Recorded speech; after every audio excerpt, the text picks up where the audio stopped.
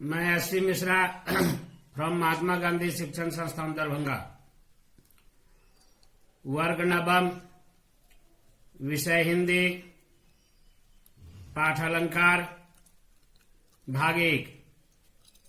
अलंकार भाषा के शब्दों को अनुपम अर्थ से सुसज्जित करने वाले चमत्कार पूर्ण ढंग को अलंकार कहते हैं। अलंकार का सामान्य अर्थ आभूषण होता है।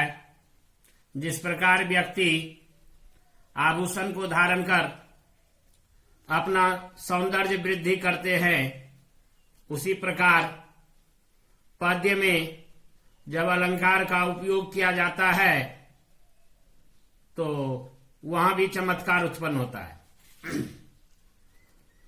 अलंकार के 2 भेद होते हैं, शब्दालंकार और अर्थालंकार। शब्दालंकार जहां विशिष्ट शब्द के प्रयोग के कारण कविता में सौंदर्य वृद्धि होता है या चमत्कार उत्पन्न होता है, वहां शब्दालंकार होता है। जैसे काली घटा का घमंड घटा। यहां घटा का पहले घटा का अर्थ बादल है और दूसरे घटा का अर्थ कम होना है। अगर यहां घटा के स्थान पर बादल लिख दिया जाए, दूसरे घटा के स्थान पर कम होना लिख दिया जाए तो काव्य का सौंदर्य समाप्त हो जाएगा। इसलिए यहां शब्दालंकार है और शब्द से अलंकार है। उस शब्द के पर्याय को लगा देने से सौंदर्य वृद्धि समाप्त हो जाता है।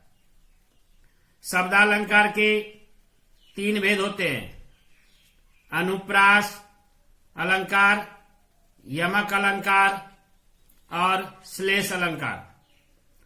अनुप्रास अलंकार जहां काव्य में किसी वर्ण की पुनरावृत्ति निश्चित क्रम में हो और शब्द के अर्थ में कोई चमत्कार उत्पन्न न हो, वहां अनुप्रास अलंकार होता है। जैसे चारु चंद्र की चंचल किरणें खेल रही थी जलथल में। चारु में च प्रथम वर्ण है, चंद्र में च प्रथम वर्ण है, चंचल में च प्रथम वर्ण है और 1 से अधिक बार वहां वर्णों की पुनरावृत्ति हुई है और अर्थ में, शब्द के अर्थ में कोई चमत्कार उत्पन्न नहीं होता है, इसलिए वहां अनुप्रास अलंकार है।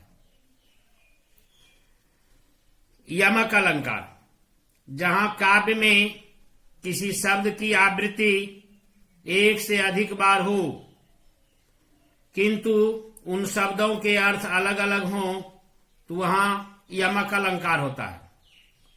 जैसे मुरलीधर की अधरान धरी अधरान धरोगी। प्रथम अधरान का अर्थ ओठ है और दूसरे अधरान का अर्थ ओठों पर नहीं। उसी प्रकार कहे कवि बेनी बेनी ब्याल की चुराई लीनी।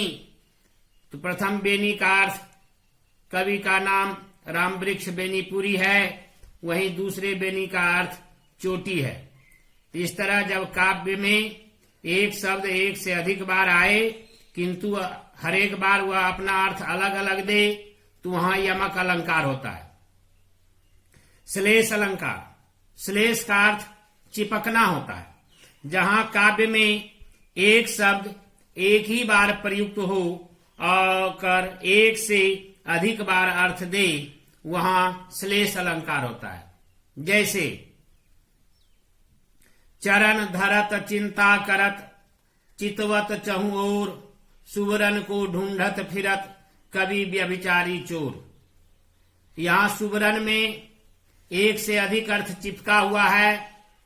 कवि के लिए जहां कवि कविता लिखना प्रारंभ करते हैं तो अच्छे अच्छे शब्दों की तलाश करते हैं, तो यहाँ कवि के लिए सुवरन का अर्थ अच्छे शब्द है।